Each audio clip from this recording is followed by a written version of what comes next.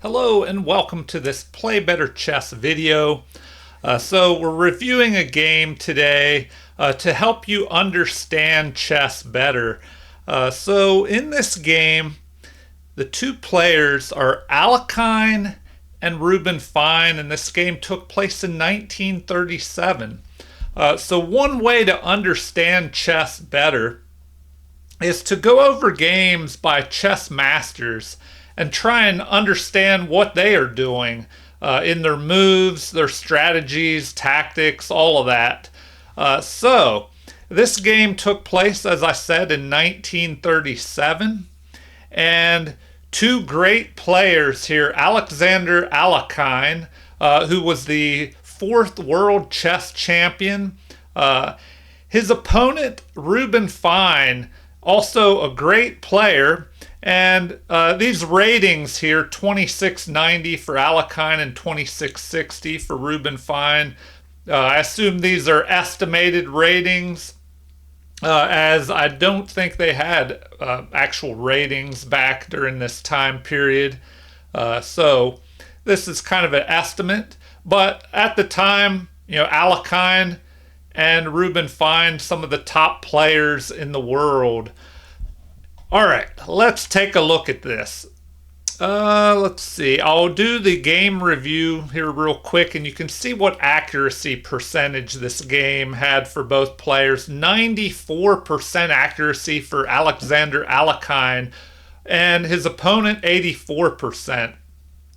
Three great moves for Alekhine, and two for his opponent. Let's see here. The bad moves. 3 inaccuracies by each player, but 4 mistakes by Reuben Fine, and 1 missed opportunity by Alekhine. All right. Let's take a look at the moves with the help of the computer here and see what we can learn to help you better understand chess. All right. Alekhine starts out with a d4. So, right away, what can this move help you with as far as understanding chess? Well, multiple things. You want to try and control the central squares, especially these 4 here, because this is the most important area on the chessboard. Unless the king is being attacked, then that may be the most important area. But why is this so important? Well, because if you control the center, it's easier for you to move your pieces through the center to get them to wherever else you need to go on the board. And if you control the center, you can restrict your opponent's position.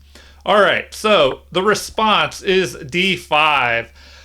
So one interesting thing about this, Alekhine was known to be an attacking player. So a lot of times attacking players will start out by moving their e-pawn out. And the game usually opens up more often when you do that, and it gives your pieces more room to maneuver and attack. So Alekhine, known as an attacking player, he plays d4 here instead, and these openings are usually more strategic. They don't open up as often, but as we'll see here, anything can happen in any opening. You can start out in a passive or strategic opening, and it can be steered into a more of a tactical game, and vice versa. You could start out with a tactical game and it might go more strategic. All right, so what happened next here? We have c4. Now this is the queen's gambit here. Made famous. Well, it's been played for quite a while, but they had a Netflix series. If you haven't watched that, it's pretty good, called The Queen's Gambit. And this opening, for the beginners who don't know what a gambit is, that's basically where you offer your opponent a pawn or some type of material in exchange for something. So we see here a pawn off to the side is attacking a central pawn and offering itself up Now, if black would capture that pawn, it would pull a more valuable central pawn off to the edge here. So that's the reasoning behind this move. You give up this pawn. Now, a gambit could be a permanent gambit where you just give up that pawn and you don't get it back, or it could be temporary, as it turns out to be here in this game.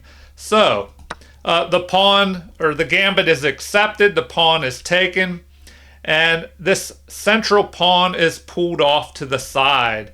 So now we have piece development, which is very important. You want to get your knights out. Something that'll help you understand chess better. Let's say you have a football team and you send your players out on the field. You want to get your full team out there in the action and not bring just one or two players out and have them face off against your opponent's entire team. Even if they're great players, they might struggle a little bit because there's just too much manpower going up against them.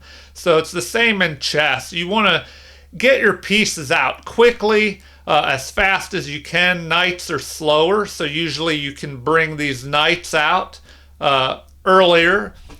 And also, knights are almost always well placed on these squares here, c3 and f3. So another reason for you to bring your knights out early, you can place them on these squares, and it gives you time to see where the bishops should be placed later in the game as things develop more. All right, so what happens next? Reuben Fine brings his knight as well, or brings his knight out as well. And this gets him one step closer to castling, which is something else you want to do. If you want to understand chess, you have to learn how to develop your pieces quickly and get your king safely castled. Because once the king is castled, there are less avenues of attack that your opponent can use against your king. It's kind of harder to get to them when they're barricaded in behind the pawns and the knight. All right, so here Alekhine brings his queen out early. Usually you don't want to do that because the queen could become a target, especially if you place it somewhere where knights or bishops can attack it. But here, Alekhine has a plan. He wants to develop here with check against his opponent's king and then grab this pawn. So if you really want to understand chess, you have to learn tactics. There are many different types of tactics. One tactic is the fork and also the check, because a check could lead to a checkmate. But keep an eye out for checks because like this one, they could lead to forks.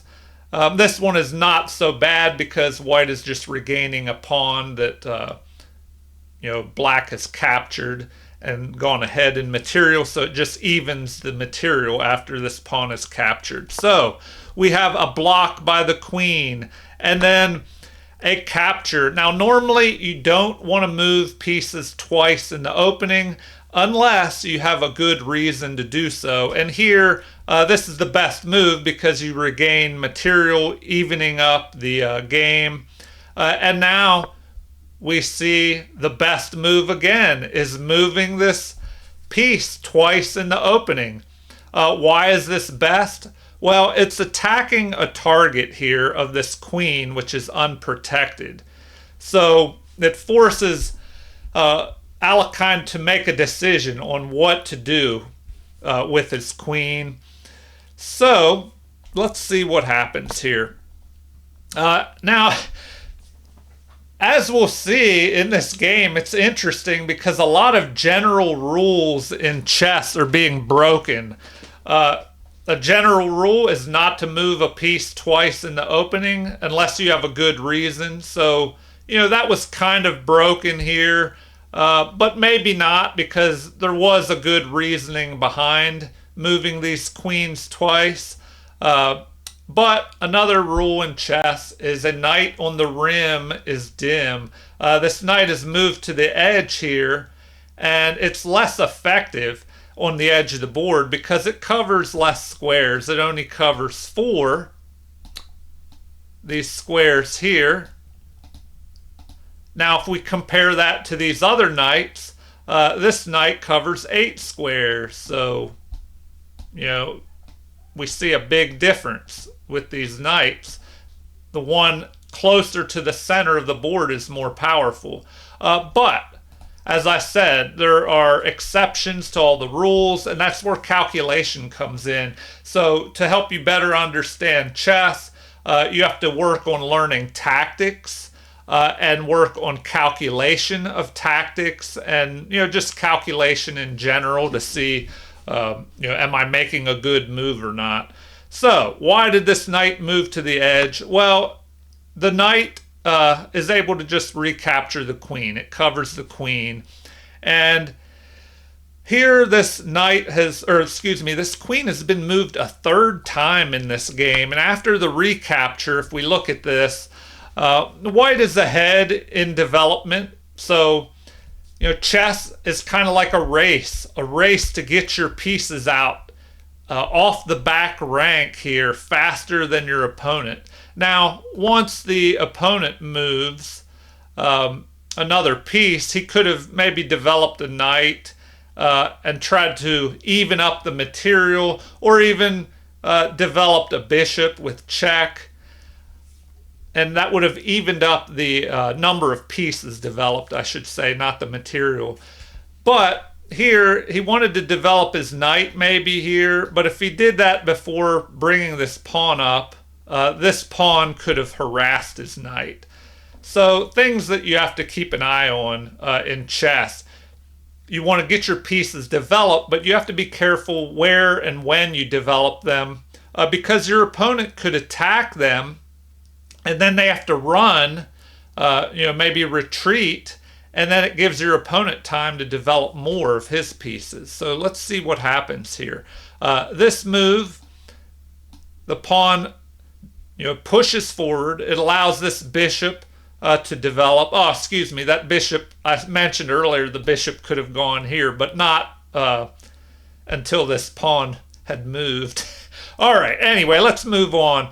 So, another thing in chess that you, in general, don't want to do too often is move your pawns on the sides, on the flanks, unless you have a good reason. So there's always exceptions to those general guidelines. Here, this prevents the bishop from checking the king, and what would happen after that check? Probably either the knight would have to drop back or the bishop would have to develop. And Alekhine, known to be an attacking player, didn't want to just go trading down a lot of material into a less attacking endgame. So here we go.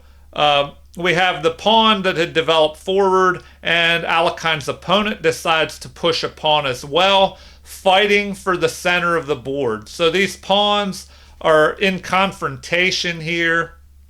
And what does Alekhine do? Well, he ignores that, because if this flank pawn attacks his central pawn, then the knight could recapture and kind of push forward closer to his opponent's side of the board.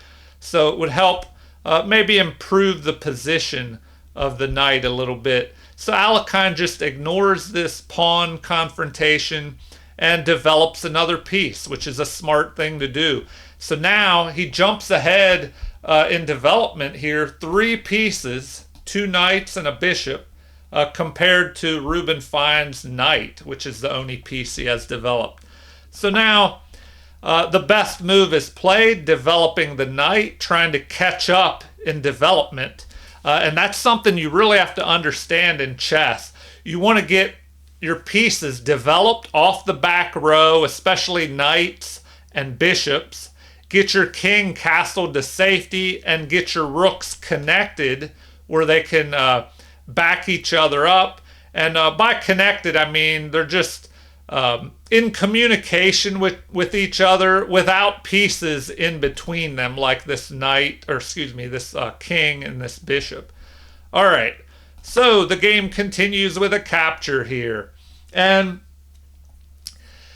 what happens next? Well, and why was this move made? Well, if we go back and look, we have 2 attackers piling up on this pawn. So that's a threat of just capturing this pawn, and there's only 1 defender. So Alekhine's options were, either to defend the pawn or maybe add a rook or something to help protect that pawn, add another defender. But he decides instead to capture, which is the best move, and we'll see why here. The bishop recaptures. So, it's always good when your opponent attacks and maybe captures something and you can recapture by developing a piece. Because if you really want to understand chess better, there's a lot of different facets to chess, of course, but if you're able to develop pieces and have multiple purposes to that move, when you develop the piece. Well, here you recaptured a pawn that was under attack. You developed a bishop towards the center, and now it's controlling squares in the center and aiming at the king side. Also, it allows the king to castle to safety now. So that move had multiple purposes. And now we have the best move found by Alekhine. B4 is played.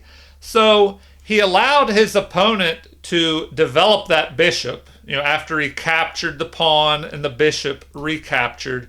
But he probably planned ahead thinking, oh, well, that's okay because then I can attack him with this pawn and the bishop will have to move. And it does, retreating back to the best square here, kind of retreating, but still, covering these diagonals and also protecting the knight, in case maybe the bishop attacks the knight in the future. But anyway, this gives some momentum to Alekhine. He chases the bishop back and then he presses the pawn forward even further, gaining space on the queen side and sending this knight running. So let's see what happens next. A retreat.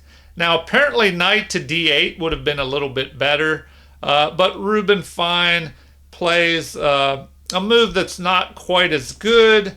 Here now this rook is really blocked in. Where is this knight going to go? If it tries to go back here, it kind of blocks the bishop a little bit. So Alekhine continues on by jumping his knight forward, attacking the king, and he's backed up, of course, by his own bishop. Now, why did he play this?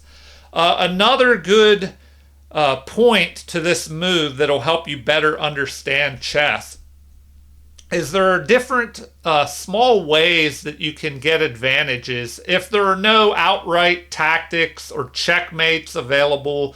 If you can't just take a pawn or a piece, then you have to try and gain little strategic pluses to your game to help you improve. And one way to do that is to get rid of your opponent's bishop pair. And that's what this move does. So we have a fork of king and bishop. So either the knight is going to capture this light squared bishop, or this bishop could capture. But either way, the bishop pair is removed. Apparently this was the best move here, and a great move according to the computer. And so after the recapture, let's look at the position here. Alekhine has more space on the queen side. He has the bishop pair now. Now, why is this important, having the bishop pair, especially if your opponent does not? Well, if we look at the pieces, there are two light squared bishops on the board, and they can oppose each other, fighting for the light squares. But now that Alekhine has this dark squared bishop, and his opponent does not have a dark squared bishop, well, this dark squared bishop can try and control these dark squares on the board, and it's harder for Reuben Fine to fight for the dark squares after his dark squared bishop is gone. All right, on with the game. Now, we have an attack here. The knight is going after the bishop. So what does Alekhine do? Well, apparently he finds the best move. This move kind of surprised me a little bit. Why would this move be played? I don't know. Maybe you have an idea of moving up this way, and attacking the king and going after the rook, maybe. But I don't know. The knight could block that, or maybe even the bishop could block that. So let's see what happens here. Another reason maybe to bring this up. In the future, maybe you could push this pawn and it would be protected by the bishop. But at the moment, this pawn is doing a good job of restricting the knight, keeping the knight from moving forward here. Let's see. What other reasons could this, could it be good for this bishop to end up here? Well, let's continue on with the game before I discuss that too much. So maybe that was the idea, bringing the threat of bringing the rook up here, and now it's blocked by the knight. Or the opponent could have castled as well, I guess. All right. The knight has repositioned here. And, let's see what the plan is. Perhaps, if this pawn tries to push forward and the bishop goes here to fianchetto, the knight could then maybe jump up here. Okay, Reuben Fine plays knight to b6, trying to get that knight into a better position. From here, he can jump into the center of the board. And so the game continues with an attack on the knight. So interesting choice here, and it is the best.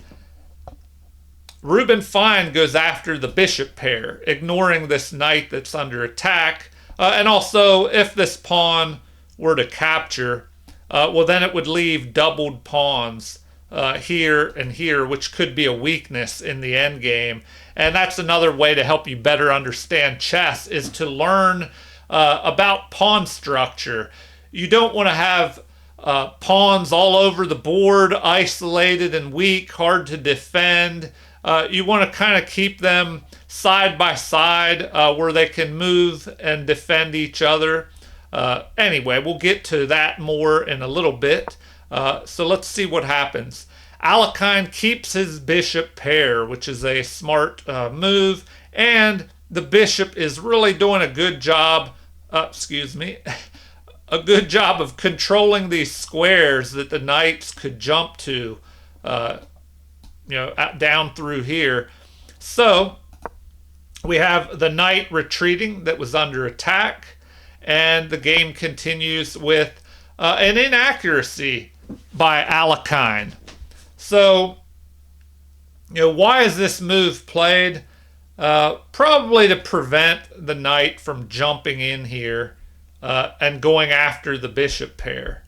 So, that looks to be the reasoning behind that move. What does the computer recommend? The computer recommends ignoring that and just going ahead right away, developing this pawn out towards the center, but then you could still have that move, which would attack the bishop and this pawn. So if the bishop would move, then what? Then you can grab this pawn. So that's probably why Alekhine instead decides to move his knight get rid of any threats here on e3. And then the game continues with bishop developing, attacking the pawn.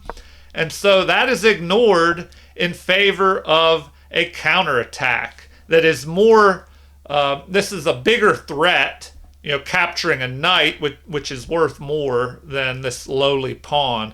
So another way to really understand chess is to understand what your opponent is trying to do. A lot of times, especially beginners, they'll have their plans that they come up with, and you're so worried about your own plan that you're not asking yourself, well, what is my opponent doing?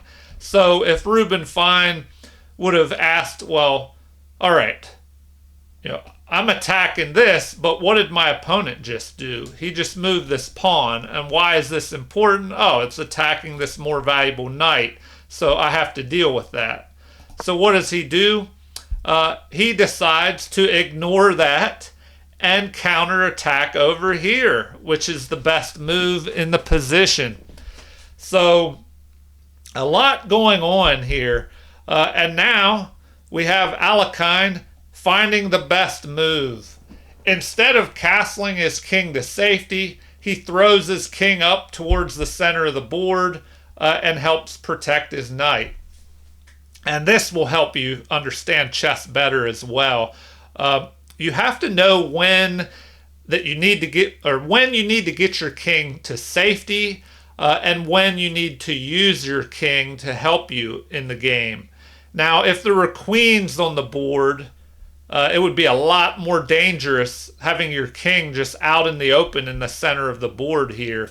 But as we're going further into the end game, it's more to your advantage to bring that king up into the center of the game and help your other pieces, because the king in the center of the board can be an attacking or defending player, and it can make all the difference in an endgame. All right, here we go. The knight was under attack, and this is a mistake. Retreating back here to b6. The computer recommends instead ignoring this attack further and pushing the pawn. So once again, counterattacking. And that's a good strategy if you can ignore your opponent's threats in favor of even greater threats against your opponent. Because then it will force them to deal with your more powerful threats, and they won't have as much time to attack you and threaten your pawns and pieces and your king. All right, here we go. And if they're playing defense, it gives you a chance to play more offense. So the knight retreats, and then we have this knight repositioning, getting closer to the center, and also there's this threat here of a fork of the king and the bishop, and Alekhine once again wants to cover this square with his knight and not have to give up his bishop. So if he would not have moved his knight up here and that knight jumps forward, then he would have to give up this bishop for the knight, and his bishop pair would be lost. All right, so in the game, the mistake move here, the knight jumps forward.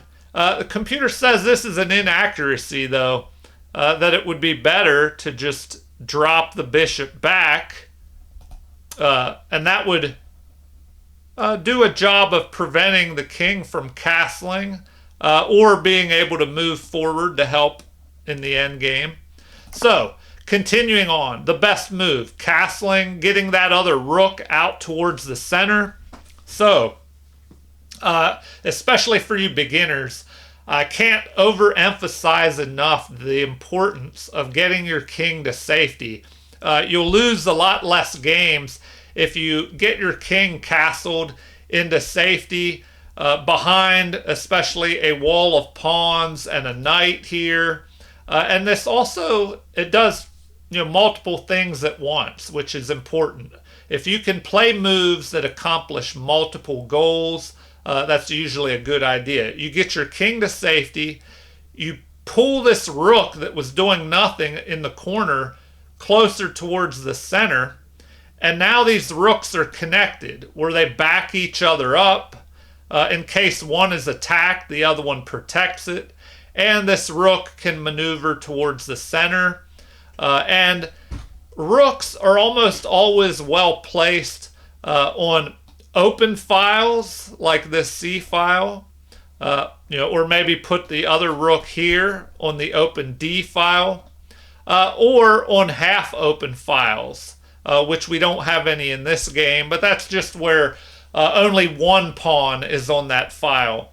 And if there aren't any open or half open files, you can put your rook behind a pawn that you plan to push forward and use that pawn as a battering ram as the rook backs it up. All right, continuing on. The pawn is reinforced. More space is gained on the queen side here. And the game continues with this rook moving to the open file. Now that looks like an okay move, but apparently it's a mistake here. It looks like e5 would have been better. Now, if we go back, e5, that would allow this knight in the future to jump here on an outpost, but at the moment it's covered by both knights, so that wouldn't be an immediate issue. Now, obviously Reuben Fine plays this move because there's a discovered attack on the king, so another tactic, the discovered check. The bishop could move out of the way and check the king with the rook behind it, so this pawn could be captured and it could not be recaptured because of the check on the king. So another reason to study tactics, if you really want to understand chess, study tactics as much as you can by solving chess puzzles, reading books, watching videos on tactics, going over your games and seeing what tactics are revealed when you do analysis or computer analysis. All right. We have a block here, and this is a miss by Alekhine. He's still ahead here, but apparently king to e1 would have been a better move. Okay. Well, the game continues with e5, an inaccuracy. Apparently bishop to e8 would have been a better move,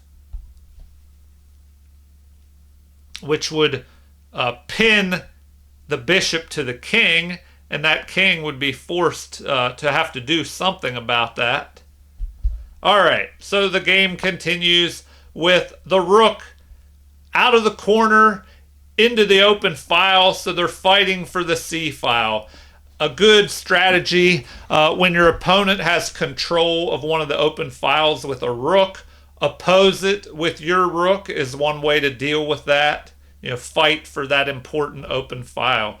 So the best move in the position. And now we have a bishop repositioning here, attacking the center a little bit, but unleashing the power of the rook, pinning this bishop. So we have a capture, and then after recapture, bishop to b4. The best move in the position.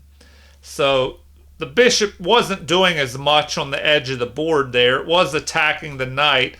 So this centralizes the bishop a little bit more.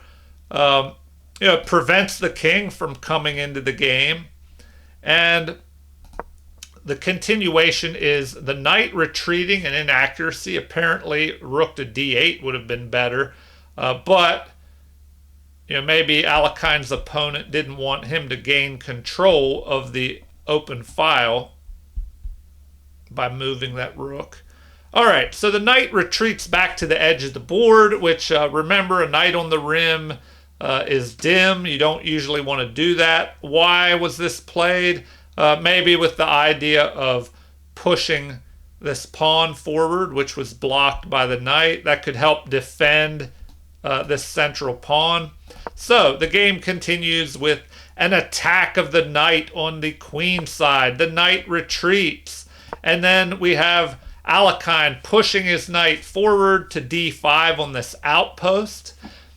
Another thing to help you understand chess better is the outpost. If you're not familiar with that, it's a square on the board where you can place a knight, especially if it's backed up. Well, you could place other pieces there as well, but a lot of times a knight will go onto an outpost square like this one, where it's backed up by a pawn, and there are no pawns on either file that can move forward and attack it and chase it away.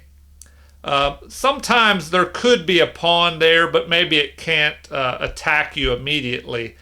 So this is an even better outpost because the knight is on the other side of the board. It's in enemy territory. Maybe this is an inaccuracy here because the bishop could knock that knight out, and then after a recapture, we have an isolated pawn all by itself with no pawns on either side of it, and it's a little harder to protect. So in the game, it is captured. That knight on that great outpost is knocked out of there. And it looks like instead of that knight move, a6 would have been a little bit better, just gaining even more space and attacking that pawn. But after the knight moved forward, we have a capture, recapture, and now the knight jumps forward, a mistake here. So a mistake has been played. Knight to f6 would have been better. Let me go back here. So apparently jumping the knight here, actually the other knight, no, that's the right one. So yeah, bringing this knight off the edge of the board would have been a little bit better. That would immediately attack this unprotected pawn. But in the game, we had this knight moving forward once again, trying to get rid of Alekhine's bishop pair, attacking this bishop. And now Alekhine, keeping his bishop pair and attacking the unprotected rook.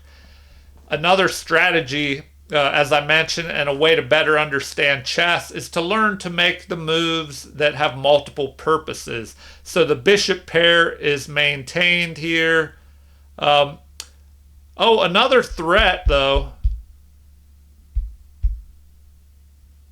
is the possibility of this fork. But this move is possible. And once again, we see the opponent's threat being ignored in favor of a counterattack. So let's see what happens. Well, now the rook moves out of the line of fire. Apparently, immediately playing knight to b3 with that fork would have been better. But one thing that could have been dangerous about that, maybe it's not possible, is the knight being trapped over here on the edge of the board. So the rook is moved, and now we have the king launching forward, and once again we see a good example of putting that king up towards the center of the board, getting the king in the action as you go into the end game. So this move gets the king into a better position. It prevents that fork of king and rook. And now the pawn is under attack, but the more valuable knight is under attack. So what happens next? The knight is protected by the pawn. We have a capture and recapture. And now, after another capture, finally Alekhine gives up his bishop pair. But we see that it created an isolated pawn And the king can just move up here, attacking this pawn, possibly, and protecting his pawns. So, in order to prevent that, excuse me, it's white's turn to move here. He decides against that move and presses forward. Another way to really understand chess is if there aren't any immediate attacks, or things, threats that you can carry out, there are some long-term threats. And one of those is the idea of getting a passed pawn. And a passed pawn is basically a pawn that has passed the opponent's pawns, or it's just somewhere where nothing can stop it except for an opponent's pieces, king or pieces. And the closer that pawn works its way up the board, the more powerful it is because it's getting closer to being able to promote, usually to a queen. So the knight jumps forward here, keeping an eye on the pawn's progression, also preventing the king from moving here and attacking the pawn and covering his pawn, and also the bishop's under attack. So instead of retreating, Alekhine plays this great move here. You think, well, that bishop would have to retreat, and it would probably just go back here and protect this pawn maybe, and then the knight could capture, and then pawn would capture maybe, and then the rook would have to blockade the pawn here. But I don't know, that's not looking too good for Reuben Fine. But after the knight move, we have the bishop launching forward. And you think, well, wait a minute. Does that just give up a bishop? Can't he just snatch up the bishop? Well, this is another reason why, if you really want to understand chess, you have to understand tactics. And tactics are just immediate threats, or combinations that can be carried out to give you an advantage. So here, the tactic for black could be just capturing a bishop and going ahead in material. But, does that work? You have to do a little bit of calculation because white might have a counter tactic. So if he captures, well, then the rook can move up here, attacking the king. So, important things to consider when you're trying to make a decision on what moves to make. And of course, this move, the opponent falls for it. He captures, and then, the game is ended here. After Alekhine plays this right here. Because what can the opponent do? He has a back rank mate here. The knight could block, but then you just have a capture. Then the rook could block, and then that piece would be captured, and the king would be trapped.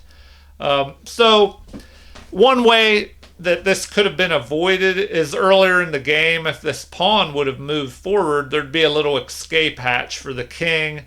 And this tactic would not work, this back rank mating tactic. So if we go back here, what would have been best here? It looks like rook to b8 would have been the best move. So we could play that out.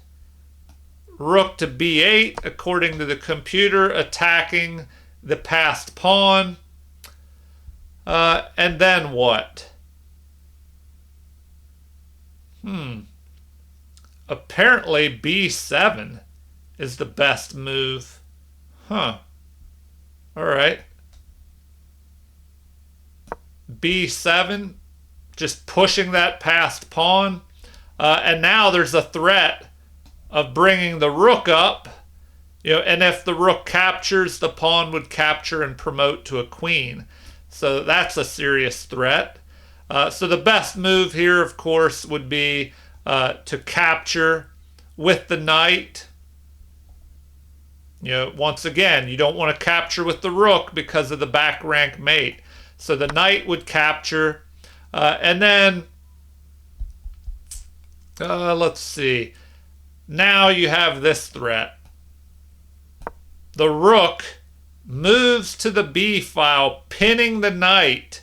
The knight can't move, or else the rook will be captured with the back rank mate. So the best thing to do here is moving the king to the center or moving a pawn. So I don't know, let's see what it says about this. Well, that's the best move, but it gives white time to play this. When a piece is being pinned, add more pressure to the pinned piece. So try to pin it and then win it. So now if f5, the best move is played, although now it's saying king to e7, trying to get that king into the action, maybe pick off, well, at this point, it's just going to be losing for black. We would have rook capturing with check. That would force the other rook to capture. Then bishop captures. And, after what?